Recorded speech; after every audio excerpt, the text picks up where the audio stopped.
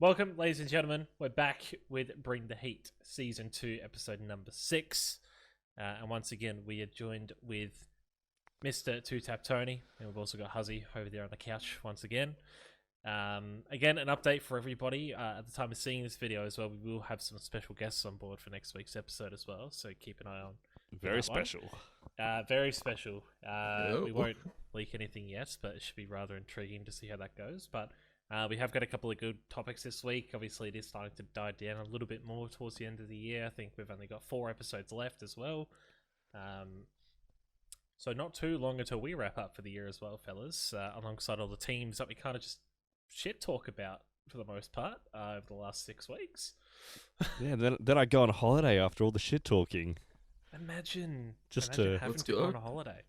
God, imagine being able to go on a holiday. This is already a holiday for me. I don't know what you're talking about. You need to get out of your hobbit hole, Tony. Yeah, out of the closet. No, out Tony, of you'll never leave the office. closet. Let's be honest. So you're saying you want to come out of the closet. Shit. It's all good. We respect your decision. It's alright. It's alright. But anyway, we have got a couple of key topics, and I think the first one is a rather intriguing one. Mainly just on the basis that we did see previously, that little Optic NRG saga that happened when they had that little merger at some point in the past. But now they've actually gone and kind of, I wouldn't say one-upped. They've gone to Envy now, as we've discussed previously. Not a big fan of Envy personally.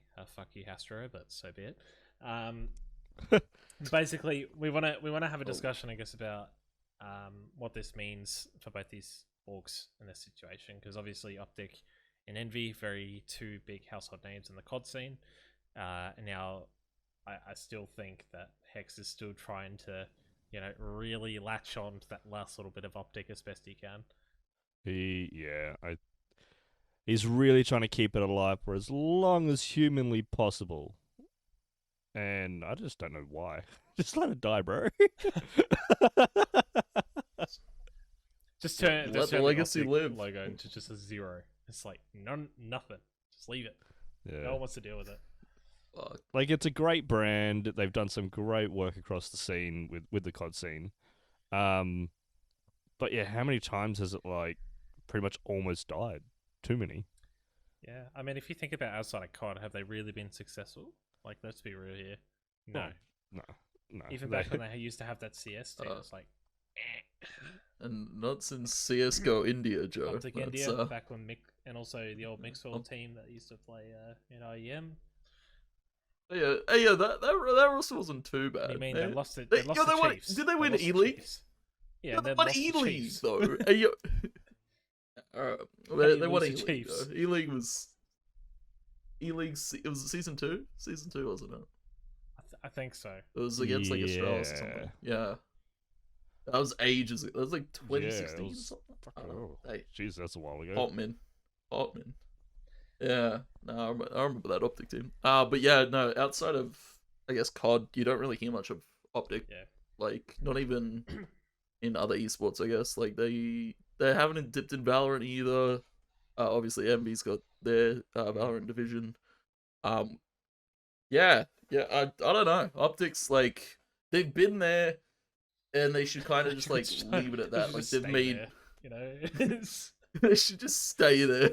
No, they should let the legacy tell for what it is. I don't know. It's kind of hard to keep the fire alive after, so many years of the same thing.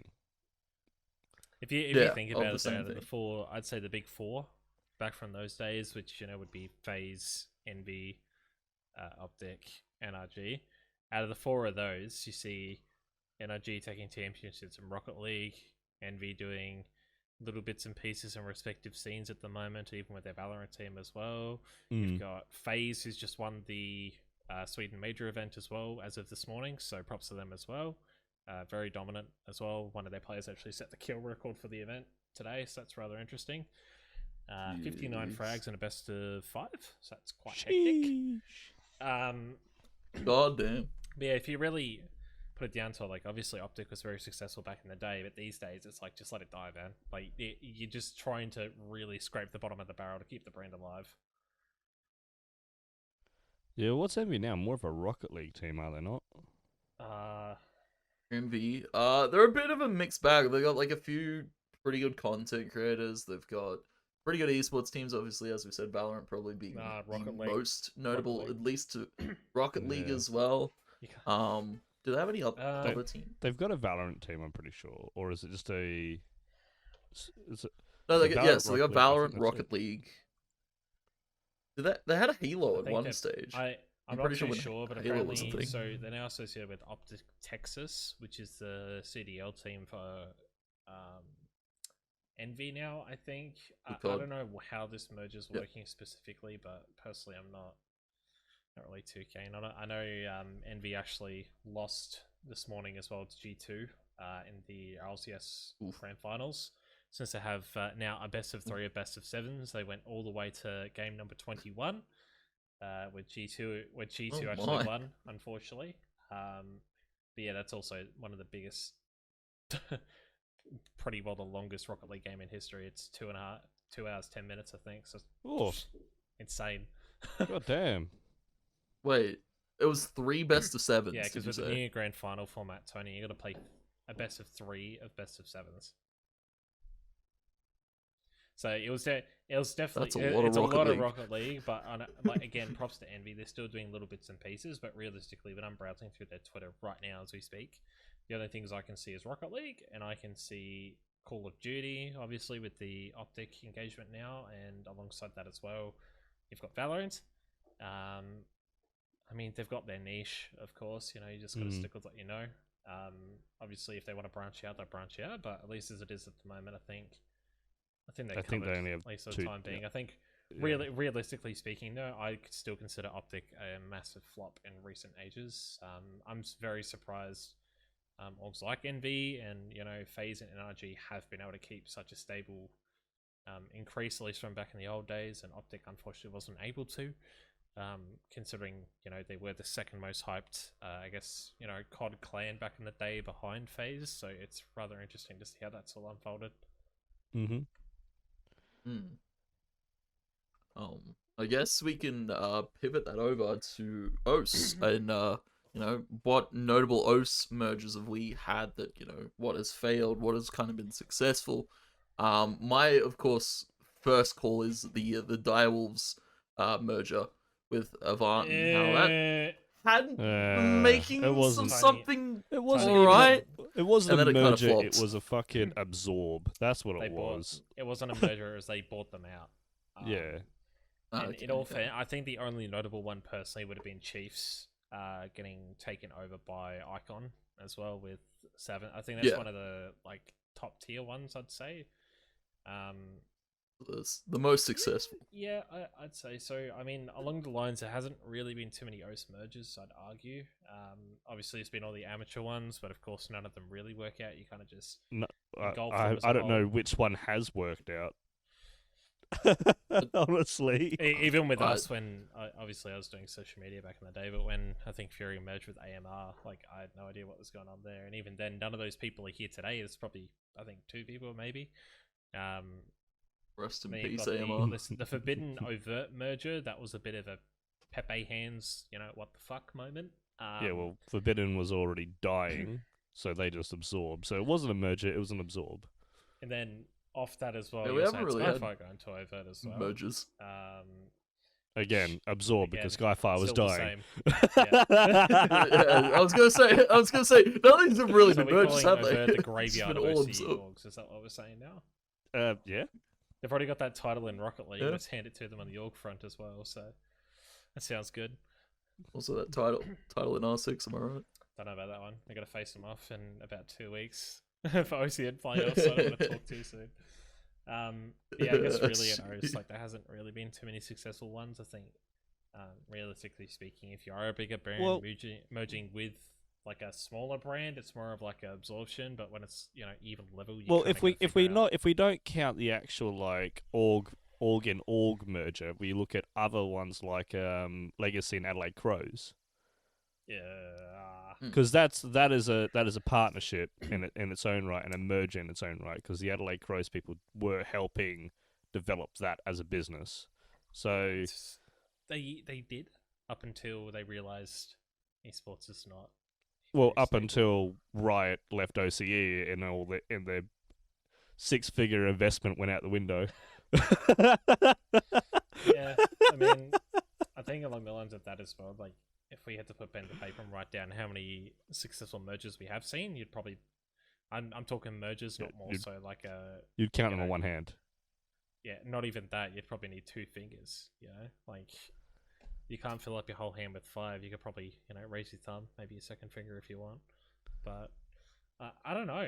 Like, there hasn't been really any good success out of this. Wouldn't you think? I don't think there really has been anyone that's been good. In my experience, mergers never work because the reason why people merge is because one, they're either lacking in something intensely, like Funding. management, money, players, etc., etc., etc., and they go, "Oh, if we go to this brand, we'll be bigger," and they merge and get. And since they have no experience in what they're doing, they go, "Well, you got no idea what you're doing, so you get kicked."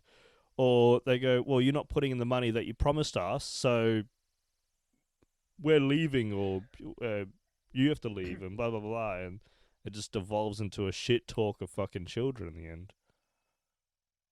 And that is OS in a nutshell. You really have just used your describing words for that one. Yep. But I think, I think you're definitely on the money there when you talk about that. But I think kind of like if we did want to move on into our next topic, I guess, when we are kind of establishing, I guess, a little bit about Rocket League regarding Envy and such, which I was discussing about this morning.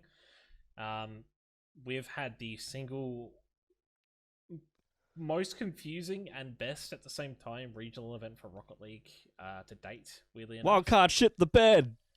That was expected, though. Come on. They just had a player booted. You can't give their sub shit for that. Come on. No, I just want to give shit to Lockie. Love him, but... you can give shit to Wildcard. You do what you want. But pretty well. Wildcard didn't qualify again for the top 8 after Decker getting removed due to his ban. Bliss got the School of Hard Knocks. Legit. Poor guys. Honestly, if there's a team that got shafted the most, it's probably Bliss. They had to face GZ, which they actually beat. Then they went against Renegades. They got dicked. They went against Riot. They got dicked. And then they Direwolves. No, so it was Bandits. They ended up against who finished 4th in the regional. Bandits, yeah. Go again. So yeah, They literally went taking close. the 4 best teams. Yeah, that is it. That is. It was like some fucking anime story arc type shit right there. It's like the Rocket League gods are like, "You're going to be the underdog, and you're gonna have to go through the hard yard of this." Sprinkle a little bit here. Unfortunately, Cinderella wasn't there. There's no glass slipper, Tony.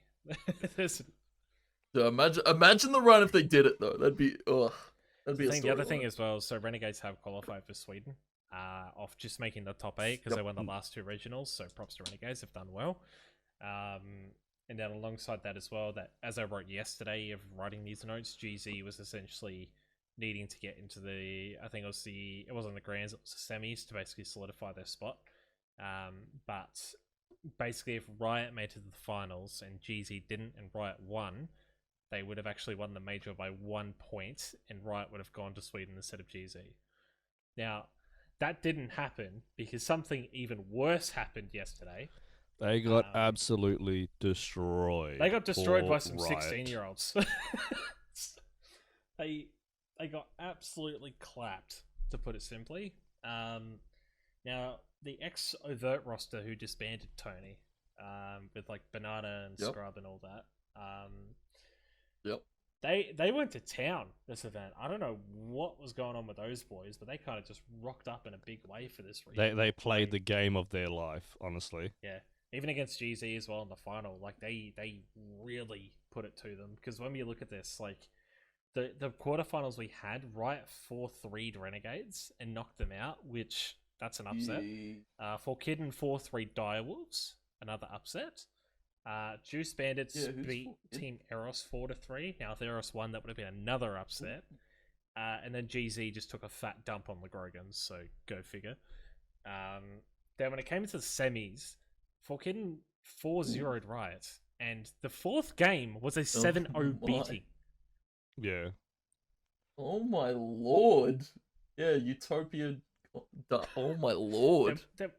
Oh if you're boy. looking at that, right, you think that's bad. Then the GZ Bandits game, that was the one that everyone was looking at, right? Because if GZ didn't win that and Bandits went through, Riot would have not even had any hope because they got knocked out as well. Those are some close games. You look at what the OT. You go to the final. You go to the final, 3-2? right? Like again, it's a best of 3, a God. best of 7s. You're looking at this right now, right?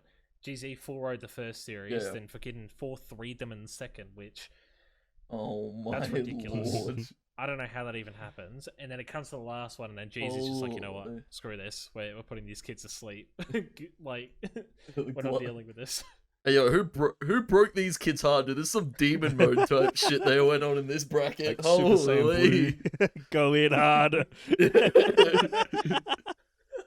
Who hurt these kids, man? Fuck. But if those kids stick together, they're 16. They're the youngest RLCS team. Their average age is 16 years old. Which is So their players nuts. are 16, one of them That is is 17. nuts. And Isn't that like just on the yeah, age and like this team disbanded preemptively as well. Like these guys actually disbanded before the regional split this season, but they only got back together because no one else wanted to make a team with them. And I think that's because also their some age. maturity. Yeah, well, that and also I feel it's probably a maturity thing where Well, like, they age just maturity kind of disband. goes hand in hand there. Yeah, and I think realistically as well, like if these kids are going to stick it out together, like especially with some of these Rocket League players who are getting towards potentially the end of some of their careers, because like it is an opportunity for these kids to really start to put the pedal to the metal. I reckon we will see these kids represent Australia one day. If they stick together. If they stick together. I mean, this is the old Overt team. The Overt team disbanded because they wanted to look at other options and they got back together because no one wanted them. So again, Rocket League graveyard. Overt making moves once again. So I was making a joke and I'm just like, oh, if you guys want to get back into Rocket League, you should pick these guys up. And he's like, oh, those are our old team. I'm like, that's the point.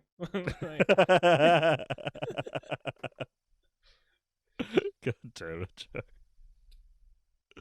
Hit them while they're down. That's the idea. Duh.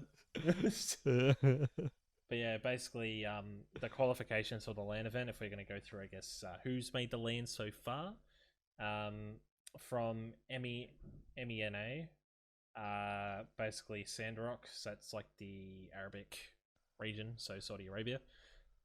Still waiting on the APAC qualifier because it's the winner of regional, like the most amount of points from A and B go against each other. So you're going to see a team from Japan come up against the Aoki boys, who have now been signed by Pulse Clan, which is a Rocket League freestyling clan from my knowledge. Then alongside that, they're still waiting on the EU results at the moment. They're waiting on the SAM results.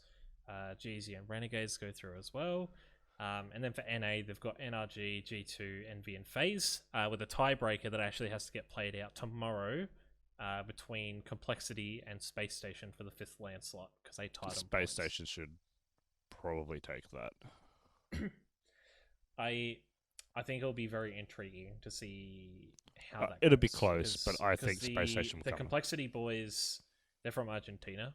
And they actually went through the NA stuff instead of the SAM one, so props to them. Done well. I'd personally love to see Complexity go to LAN with a Rocket League team. I haven't really seen too much for Complexity recently as well as an org, so I think it would be a very good thing from them. It'll definitely help them, but yeah, my money's in Space Station as a betting man. As a gambler. As an absolute degen. ESIC come. Man's a big fan of just Fucking slapping ESIC money come on get people. this guy. Just on different things. Dota, FIFA, any FIFA bets, Ozzy? Not recently, no. No. Not recently. I almost not had recently. almost had a 8-leg go through yesterday, but my last game lost it and I cried. Fuck. That's a different kind of sadness when the last leg of the multi doesn't hit. Not saying I'm betting. Not saying I'm a betting man, but I know that sadness Any all too controller well. players in chat?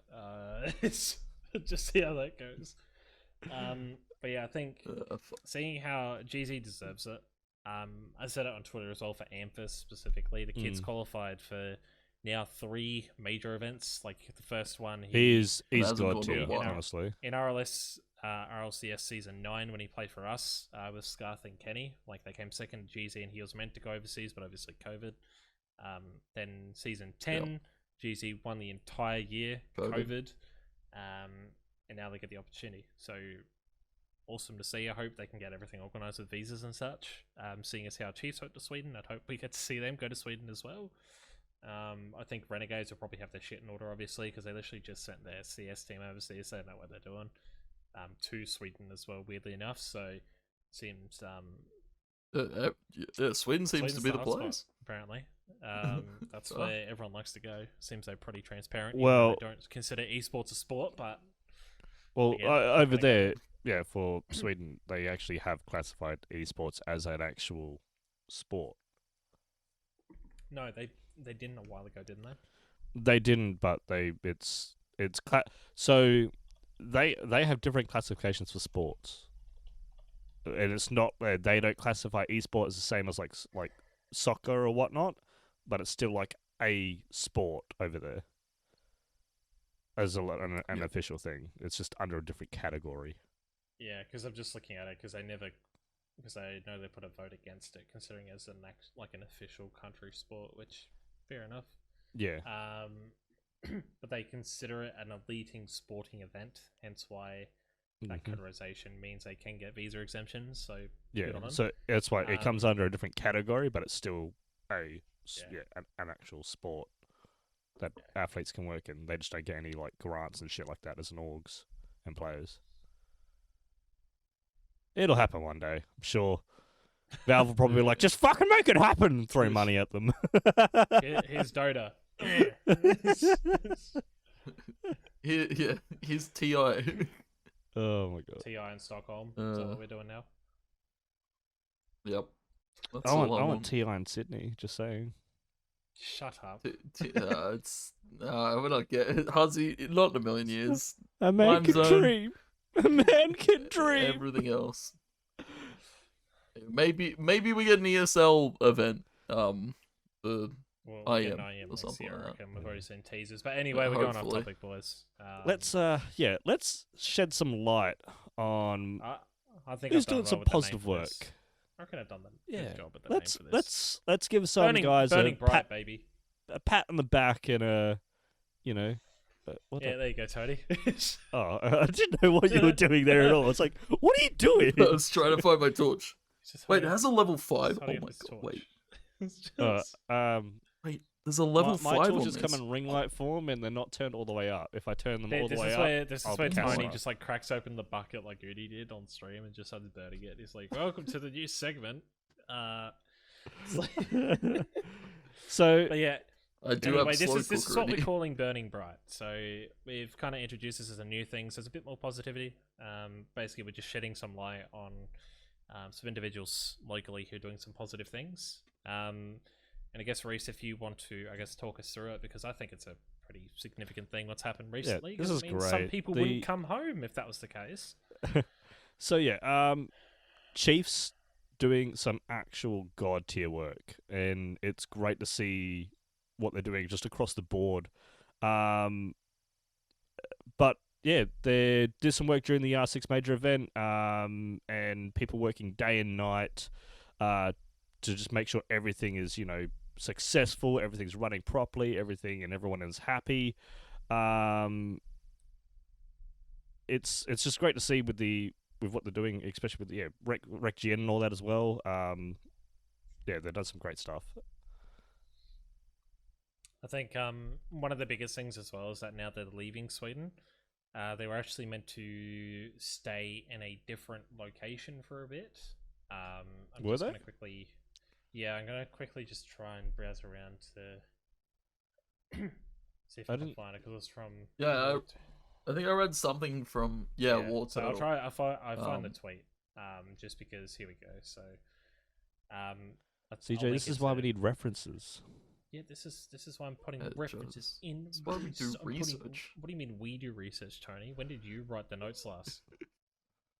I was working.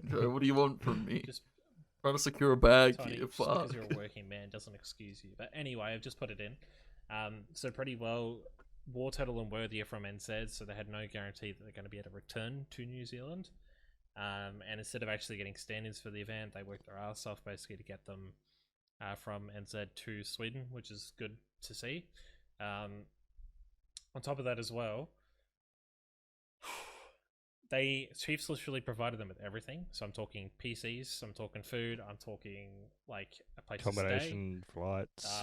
On top of that as well, Voltris, who is an absolute legend. I love that man so much.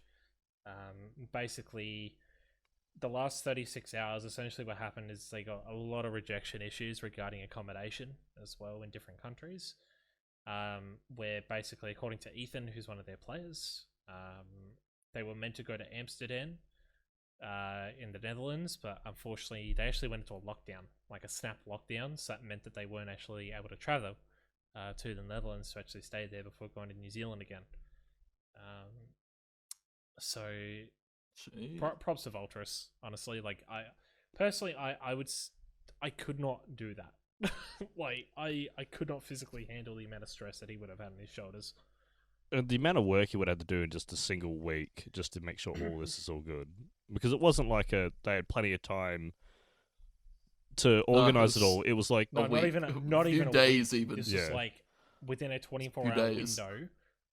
But he would have been talking to people prior to that, going, "Hey, with if this happens, what do I do?" If this happens, but in theory, if this entire country goes into lockdown, where else should we go?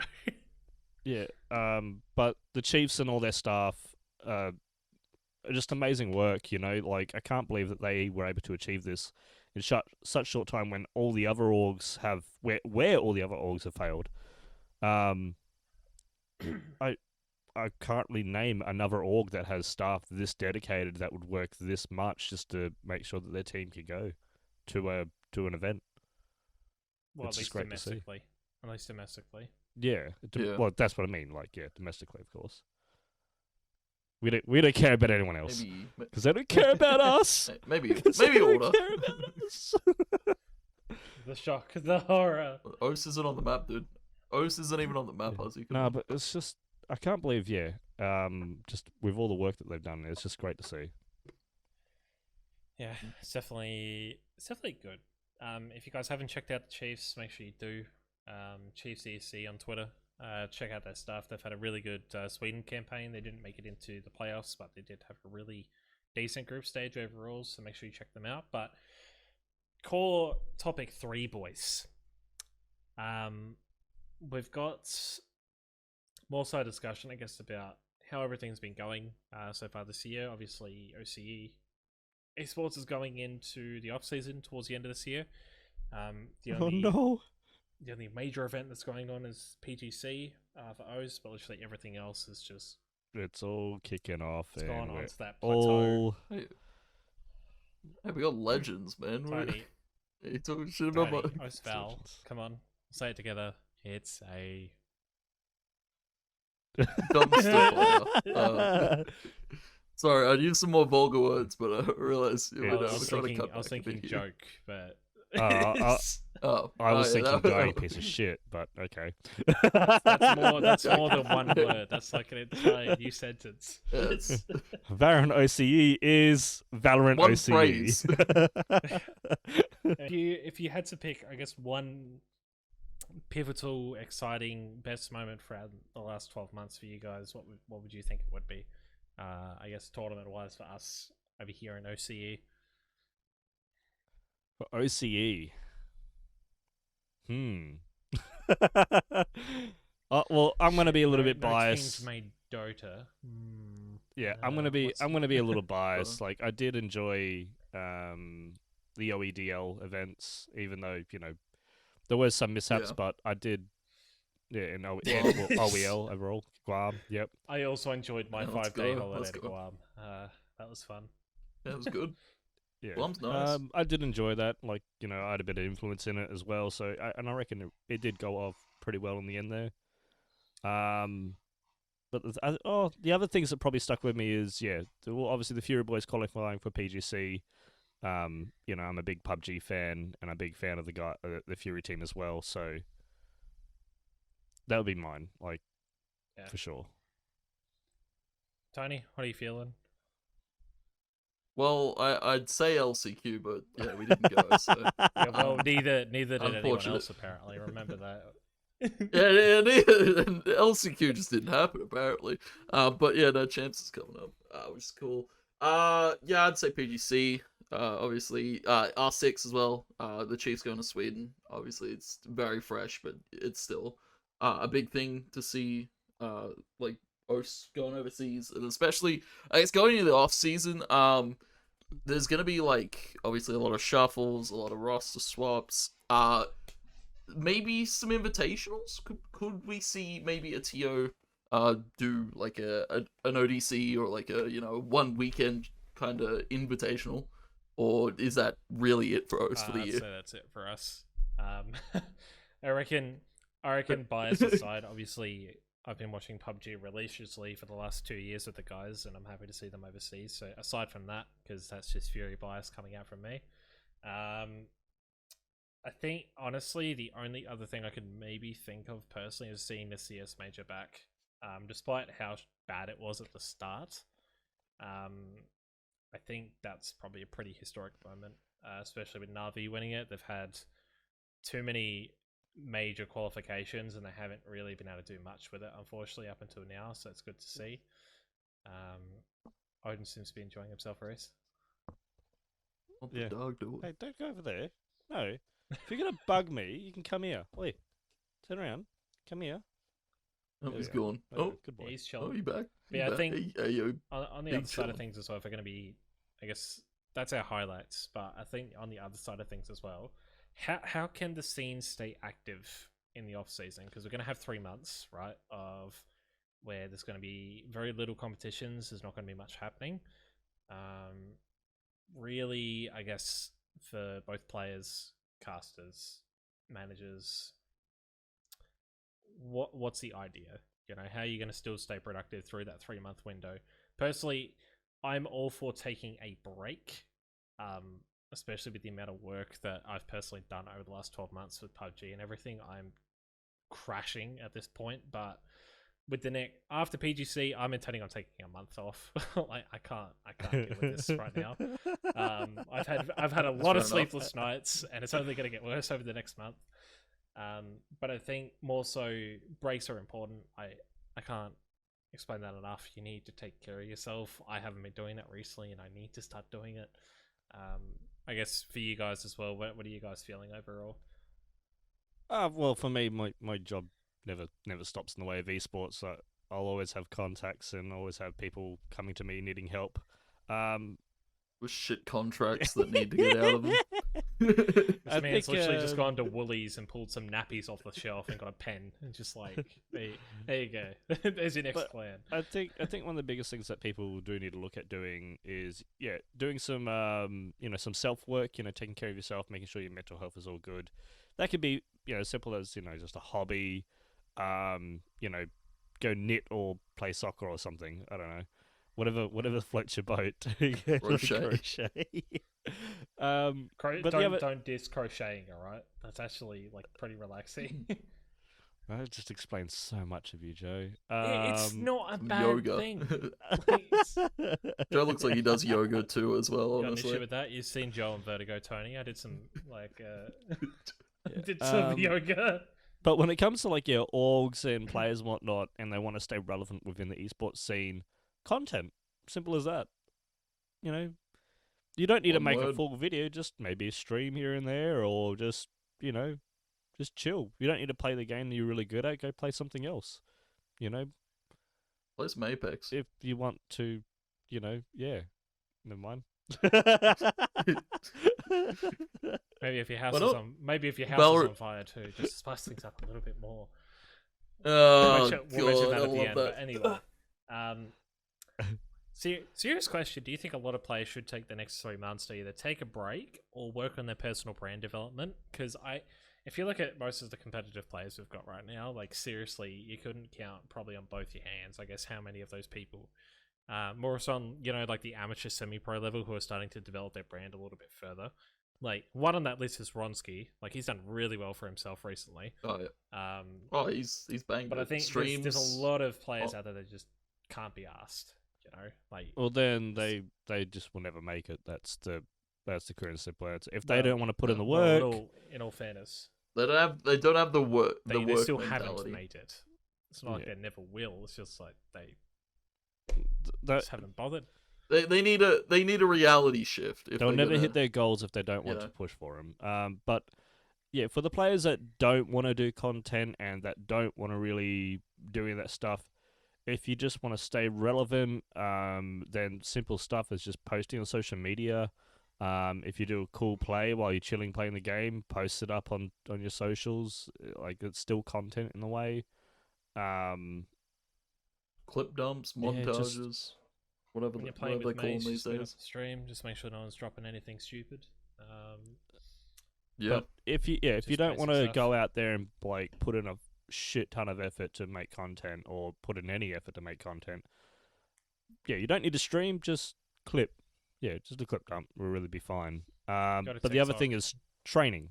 Like, make sure you are keeping up on these mechanics. At least do it twice a week at bare minimum, because after 3 days your body will revert back into old methods. Yeah, that's some body science there for you, Joe. No, I mean that's it. That's just how it is. That's why I'm shit at Valorant then. Even IRL as well, right? Like, it's not just in-game stuff. You've also got to, you know, maintain a healthy lifestyle outside of that. You know, go for a run, go to the gym, for a jog. Yeah. Even go out and do some weights.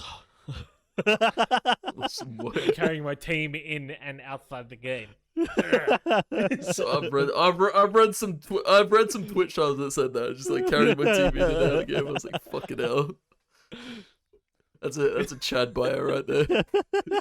So you live with your team in a house, and you have a video clip of that just pinned to your Twitter, and it's just that. See, if I did that, I like, you know, was actively working out, I would quite literally get all the team on my back and carry them, and be like, see you guys in the finals. I don't know if you know that one CSGO meme, but there's like a CS meme where there's just one terrorist with like an AK, and then there's just like 4 people just piled on his back, who is just like walking on in. his back. Yeah, I think I've seen that. Yeah, that's every entry. Not even an entry. Seen, let's be fucking every IGL, am I right? Every good IGL. Every. Fucking hell. Yeah, bottom line, look after yourself. There are places out there that you can look at, whether you want to get into some type of schedule per se, you know, scrim nights. There are a lot of after school programs, like when the school stops and whatnot. There are a lot of programs for the holidays that do start up, and some of them are actually quite fun. So I would recommend looking into them. Meet some pretty cool people. Wait. So you're saying me as a 21-year-old could go to one of these? No, Tony, but you see, the majority of people that play amateur esports are under 18. Yeah, that makes sense. Sorry. Even though your mentality is that of a 12-year-old, you're too old to go. Damn. God damn it. He's lost. God damn. But yeah, the other thing is like mental side as well. Yeah. Keep that in check, guys. Keep talking to your friends. Again. There's people out there if you need the help. Eat some good food. You need some good food, honestly. A good feed is always going to help you out. But, amen, boys. I think it's time for to very. I don't know what I want to say. I think it's a very meh. It's a bit of a shit topic, you know. Like, it's kind of just on the fairness side of things, but not really. You know, like, there's some positives and some negatives out of this, but we have got the hotspot, where this week we will be discussing the recent FGC announcements that's happened, where... for those who don't know what FGC is, it's Melee, so Smash community. So basically in this scenario, it's Smash Ultimate and Melee or Melee or whatever the hell people call it. People call it different stuff, but basically for more like Melee, a TLDR side of things, Basically, COVID restrictions are in place in Australia still in some ways. They're being loosened a little, but basically means that Smash World Tour are unable to host a LAN, which makes their competitive standards and what the players deserve, quotation marks on deserve. They've basically decided the number one player in both Melee and Ultimate will go overseas to represent Australia in OCE, which will be Sora in Melee, who represents Mind Freak, and then Jay Dizzle from Kanga. Now, they've picked the top two players, going by the previous rankings, which, I personally don't know how to feel about it, mainly because we had one of our players get shafted by this, and I'm not really happy. Because Raze was number 2, so, you know, it kind of hits home with me a little bit more.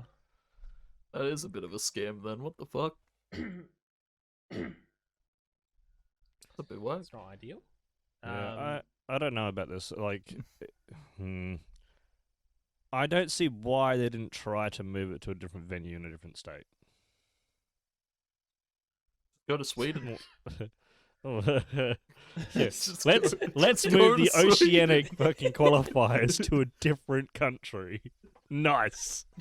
Just Give go, more of an just go opportunity to of hosting a Sweden. LAN in Sweden than you will in Melbourne or Sydney. But Just go to Sweden. they really just gave up. They was like, oh, we can't do it. Oh well.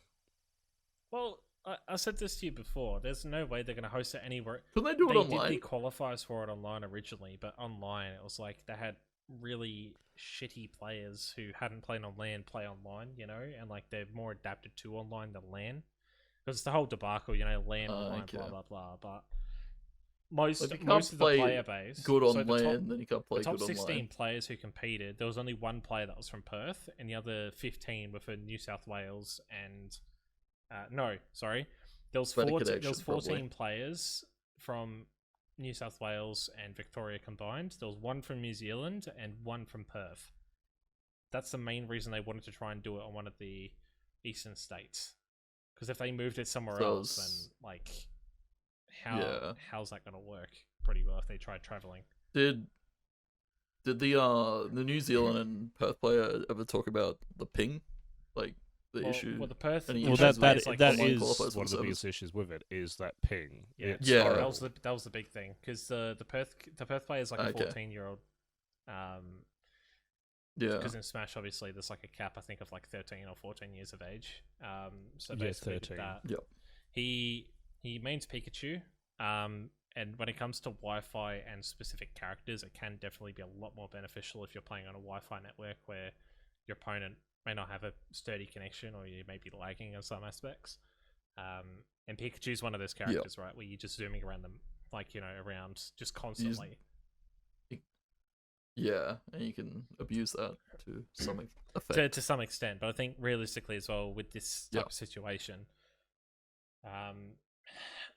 personally, I'm not a big fan of it. I know Jay Dizzle has worked his ass off. I know he's definitely still the number one, so props to him. But there has definitely been situations where players like, you know, Sebpro or Raze or DD have knocked him off his pedestal time and time again. So I'm interested to see how it goes overseas. I think it's going to be great for him as well. I think it's definitely an opportunity he deserves. And when it comes to Sora, literally no one's near him, so fair enough. No one's been anywhere near Sora at all. I think the last person to beat him, I think, was 2 years ago, and that was Socket. NEO, I think, and since that point, he's never been beaten. He's very, very, very good. He's a very good player. Should be But, interesting. Yeah, I think it's a little unfair that they just canned it straight away. There could have been other venues they could look through. I mean, shit, even if they took it up to the Gold Coast or something like that, there's definitely venues there. I know that for a fact. And they can travel there. Like, so, yeah, I don't know. Either they just didn't want to hold it and they didn't want to hold it anywhere else. Now, like, that's it. If we can't hold it here, we won't hold it anywhere else. Or they just didn't give a shit. I think it's a mix of two. Yeah. Honestly, I think it's a mix of both. But it will be interesting to see how Jono goes over there, and I guess Sora as well. definitely deserving. Nothing against them whatsoever. I think it's definitely deserved, but I think it definitely should have been something a bit more even, to give other people the opportunity as well. Because it's not, oh yeah, this is a major event, but you guys don't actually get to qualify after the qualifier you just had. We're just gonna slap the top. He wasn't even the top seed in that event, by the way, Reese. Yeah, like I know. J Dizzle ended up like I think 9th overall off the online qualifiers. Wow. Mm-hmm. But he's probably one of the better players overall, so that's probably what they gave it to him. He's the best player in the country, but my point still stands. So Yeah, in that qualifier, still unfair. Yeah, it definitely should be something to watch. I'd say I don't know if it's going to be this year or next year, but it should be definitely something we want to keep an eye on. But yeah, I guess at least for this episode is a little bit shorter, of course, coming up to about 50 minutes or so. But I think more so heading into the next couple of weeks. Obviously, next weekend we're going to have some new guests on, and I think that will definitely be interesting for us because it will be a bit of a different episode, but not so much. I think it's going to be more orientated towards Siege, just as a bit of a hint as to who we're getting on. And that should be something we want to discuss, of course, going into a couple of the upcoming events for that. But at least for today, boys, I think we're done. Weirdly enough, I think we've had definitely good discussions surrounding some things. And again, I just want to give props to Chiefs again for the work they're doing, at least domestically. They also had announced that sponsorship as well with Jesse Lingard overseas. Like, holy shit! They're making big plays. Yeah, he's a Manchester United soccer player, so that's absolutely mental. So props to him. Chiefs just dubs all around the board. Better than everyone. Past few years. Again, they're just better than everyone. Yeah. They always will be. Know what they're doing. They know what they're doing. Well, that's what you get when you have people who know what they're doing on the scene, Sony. You get them all in one spot and they do. That's how it is. Damn. Why can't we have more? We clone the Chiefs, guys. We clone the Chiefs. Sure, that's possible, right? Sav, all that. We'll clone them. I was going to Josh's place now and just like, as quickly. Just get a straight in the hair real quick. Cough, cough. Yeah. Why not? Touch Why not? It's just not happening. We'll close it up up there. Boys, anything else you want to add, I guess, before we wrap things up? I guess regarding... We alluded to it. The Apex thing, surely. Yeah. I mean, Tony, you ran us down. I only just saw the clip and I'm a bit confused, but I'm also not. Like, it's just... It's a bit wild. So I can't remember what tournament or whether it was just scrims or something, but pro player Nathan or Nathan, I don't know on the pronunciation, maybe apologies. But yeah, he's I think it's end zone during maybe scrims or a tournament, as I said, and his teammates currently like combing him through everything. He's in the midst of a 1v3 or 1v2, I believe. And one of his family members, unfortunately, had burnt something. So the fire alarm is going off in his house as he clutches this 1v3 against 100 Thieves. And it is the most hysterical but, like, sick thing to see. And I hope, like, there was no major damage. I didn't get to read any of the follow-up. Everything is okay. Okay, nice. So, yeah, I just read the message underneath it. But, yeah, props to Nathan being under that kind of pressure, hearing the fire. His teammates are also hearing said fire alarm as they're playing, and he still clutches up. That's honestly, like mind over matter kind of thing. So he's just sitting there playing, fire alarms going off. Parents crack open the door and they're just like, "Keep going!" And I just slam the door again. I'll put the clip up in a second. Actually, 83's here. Pack's here.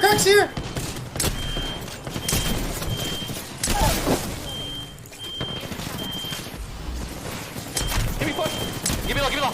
Pulling off. Coffee shit. Good shit, baby. You died to gas. Oh my god, I've got out of there. there. Oh my god, that team got shit on. First team got shit on. My house is on fire. My house is on fire. Oh my god. When I'm clutching, I'd rather not play with the fucking fire alarm on. But yeah, he's done some that bubble fight though. It's pretty fire. Pun intended. All the clip and the clip just ends with him going, "My house is on fire, my house is on fire." That's it. That's where the clip ends. It's just like, fuck's sake. I mean, everything's good, but I can honestly just imagine he's sitting there going like, "Oh, my house is on fire." He's trying to clutch something out. His parents crack open the door. They're just like, "Keep going. It's only just it's like, I don't know, your mother's cooking pasta or something." He just slams the door. Your mother's just keep cooking. going. It's okay. Keep going. This is a usual for her. It's like nothing new. It's completely normal. Talk about really being under pressure, though. Imagine if his house actually was on fire, though. Like it was actually like there's an this actual dude's just mess like of... a game of Apex. He's like, "Yeah, guys, we won.